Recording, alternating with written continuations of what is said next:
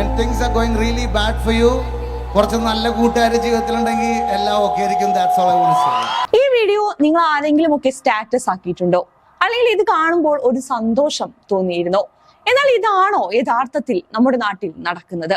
കൂട്ടുകാരനെ ജീവൻ പണയം വെച്ച് രക്ഷിച്ചു കൊണ്ടുവന്ന മഞ്ഞുമൽ ബോയ്സിലെ കുട്ടേട്ടൻ ഒരു ഭാഗത്തുണ്ട്. 3 ദിവസം കൂട്ടുകാരന് കൊടിയ പീഡനങ്ങൾ ഏൽക്കുന്നത് നോക്കി നിന്ന ഒരു പറ്റം വിദ്യാർത്ഥികളാണ് മറുഭാഗത്ത്.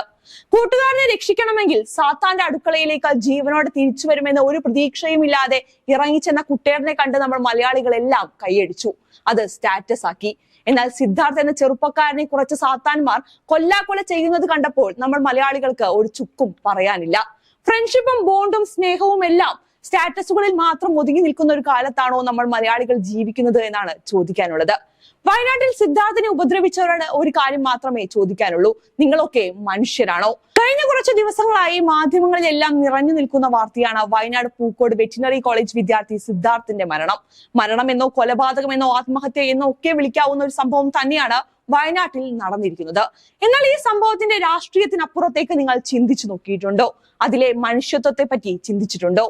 അവിശ്വസനീയവും അതിനീചവുമായ ആൾക്കൂട്ട വിചാരണയ്ക്കാണ് സിദ്ധാർത്ഥൻ ഇരയായതെന്ന് അവിടുത്തെ വിദ്യാർത്ഥികൾ വെളിപ്പെടുത്തിയിട്ടുണ്ട്. എന്നാൽ 3 ദിവസം നീണ്ടുനിന്ന ഈ ക്രൂരതയ്ക്കെതിരെ അത് കണ്ടുനിന്ന ഒരു വിദ്യാർത്ഥി പോലും പ്രതികരിച്ചില്ല എന്നതാണ് ഞെട്ടിപ്പിക്കുന്ന കാര്യം. കണ്ടതിനും കേട്ടതിനും എല്ലാം പോസ്റ്റ് ഇടുന്ന നമ്മൾ ഒരിക്കൽ പോലും ഈ 3 ദിവസം അവൻ കൊല്ലാക്കൊല ചെയ്യപ്പെട്ടപ്പോൾ പോസ്റ്റ് ഇട്ടതോ പറഞ്ഞതോ മിണ്ടിയതോ ഇല്ല. ആ ക്രൂരതയെ പറ്റി ആരും അറിഞ്ഞതുപോലുമില്ല. അവൻ മരണത്തിന് കീഴടങ്ങിയതിനു ശേഷം മാത്രമാണ് എല്ലാവർക്കും വാ പൊന്തിയുള്ളൂ എന്ന് തോന്നുന്നു. അന്നും ആ കോളേജിൽ ഇപ്പോൾ കുറ്റാരോപിതർ എന്ന് പറയുന്ന SFIക്കാർക്ക് പുറമെ മറ്റു പാർട്ടികൾ ഉണ്ടായിരുന്നല്ലോ. അവരുടെ നേതാക്കളും മണികളും എല്ലാം ആ കോളേജിൽ ഉണ്ടായിരുന്നു. എന്നാൽ ഈ ചെറുപ്പക്കാരനെ ഉപദ്രവിക്കുന്ന സമയത്ത് ഇവർക്കാർക്കും പ്രതിഷേധമോ പ്രതികരണ ശേഷിയോ ഒന്നും ഉണ്ടായിരുന്നില്ലേ എന്നതാണ് ചോദ്യം. ഒപ്പം പഠിക്കുന്ന തങ്ങളുടെ കൂട്ടുകാരനെ ഉപദ്രവിക്കുന്നത് കണ്ട് വായടച്ചു നിൽക്കാൻ അത്രയും മനുഷ്യത്വം ഇല്ലാത്തവരായി പോയോ നമ്മൾ മലയാളികൾ എന്നതാണ് മറ്റൊരു കാര്യം. സിദ്ധാർത്ഥ എന്ന ചെറുപ്പക്കാരൻ മരണപ്പെടുന്നതിന് 3 ദിവസങ്ങൾക്ക് മുൻപ് തുടങ്ങിയ പീഡനമാണ് അവൻ അനുഭവിച്ചുകൊണ്ടിരുന്നത്. ഫെബ്രുവരി 14 വാലന്റൈൻസ് ഡേയുമായി ബന്ധപ്പെട്ട് നടന്ന പരിപാടിയിൽ സീനിയർ വിദ്യാർത്ഥികൾക്കൊപ്പം സിദ്ധാർത്ഥ നൃത്തം ചെയ്തതിന്റെ പേരിലാണ് മർദ്ദനങ്ങൾ ഏറ്റുവാങ്ങാൻ തുടങ്ങിയത്.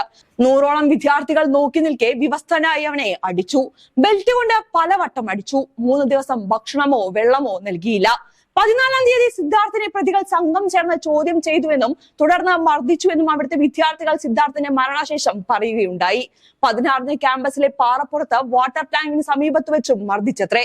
17-ാം തീയതി ഹോസ്റ്റലിന്റെ നടുമുറ്റത്ത് വെച്ച് പരസ്യമായി വിചാരണ ചെയ്തുവെന്നും നഗ്നനാക്കി മർദ്ദിച്ചുവെന്നും വിദ്യാർത്ഥികൾ തുറന്നു പറയുന്നു. അതും സിദ്ധാർത്ഥൻ മരണപ്പെട്ടതിന് ശേഷം മാത്രം. 18-ന് രാവിലെയും മർദ്ദിച്ചതിന് പിന്നാലെയാണ് ഉച്ചയ്ക്ക് 1:30-യോടെ സിദ്ധാർത്ഥനെ മരിച്ച നിലയിൽ കണ്ടെത്തുന്നത്. സിദ്ധാർത്ഥന്റെ ശരീരത്തിൽ 18 പരിക്കുകളാണ് പോസ്റ്റ്മോർട്ടത്തിൽ കണ്ടെത്തിയത്. 2 തൂങ്ങിയപ്പോൾ ഉണ്ടായതാണെന്നാണ് പറയുന്നത്. ഇവ തന്നെയാണ് മരണകാരണവും. ബാക്കി 16 പരിക്കുകളിൽ ഭൂരിഭാഗവും സിദ്ധാർത്ഥ് മരിക്കുന്നതിന് 2-3 ദിവസങ്ങൾക്കുള്ളിൽ സംഭവിച്ചതാകാനാണ് സാധ്യത എന്നാണ് പോസ്റ്റ്മോർട്ടം റിപ്പോർട്ട് പറഞ്ഞു വെക്കുന്നത്.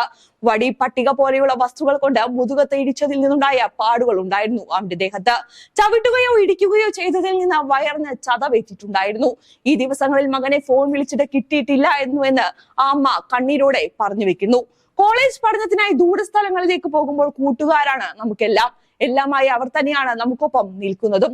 ഫ്രണ്ട്സ് എന്നതിലുപരി അവരെ ഒരു ഫാമിലി ആയാണ് ആ സമയത്ത് നമ്മൾ കാണാറുള്ളത്. കാരണം നമ്മുടെ സന്തോഷത്തിലും ദുഃഖത്തിലും എല്ലാം നമ്മുടെ നല്ല പ്രായത്തിൽ ഒപ്പം നിൽക്കുന്നവരാണ് നമ്മുടെ കൂട്ടുകാർ. എന്നാൽ ഈ പോസ്റ്റ്മോർട്ടം റിപ്പോർട്ട് പ്രകാരം 3 ദിവസമായത്രേ സിദ്ധാർത്ഥിന്റെ വയറ്റിൽ വല്ലതും ചെന്നിട്ട്. അവനെ മർദ്ദിച്ചത് ക്രൂരന്മാർ തന്നെയാണ്. എന്നാൽ ഇത്രയും മർദ്ദിക്കുന്നത് കണ്ടുനിന്നവരിൽ ആർക്കും മരിക്കുന്നതിന് മുൻപ് ആ കുട്ടിക്ക് ഒരു തുള്ളി വെള്ളം പോലും കൊടുക്കാൻ കഴിഞ്ഞില്ലേ എന്നതാണ് ചോദിക്കുന്നത്. ആ കോളേജിൽ ഒരാൾ പോലും, ഇനി KSU ABVP ആരുമാകട്ടെ, അവർക്ക് ആർക്കും ഒരു തരി വെള്ളം സിദ്ധാർത്ഥിന് കൊടുക്കാൻ തോന്നിയില്ലേ? അവൻ മരിച്ചപ്പോൾ മാത്രമാണോ ഈ വീരവാദങ്ങളെല്ലാം പൊങ്ങി വന്നത്? ഇത്രയും നാൾ ഇതിനെ ഒളിപ്പിച്ചു വെച്ച അധ്യാപകർക്ക് എന്ത് സന്ദേശമാണ് പുറം ലോകത്തിന് കൊടുക്കാൻ സാധിക്കുന്നത് എന്നാണ് മറ്റൊരു ചോദ്യം. അതോ നിങ്ങൾ മനുഷ്യേതര ജീവികളുടെ കാര്യം മാത്രമേ പരിഗണിക്കുകയുള്ളൂ? മുൻഗണനകൾക്ക് പരിഗണന നൽകാനും പരിഗണനകൾക്ക് മുൻഗണന നൽകാനും അറിയാത്ത ഒരു തലമുറയാണ് ഇപ്പോൾ വളർന്നുകൊണ്ടിരിക്കുന്നത് എന്ന് പറയുന്നതിൽ അത്ഭുതമില്ല.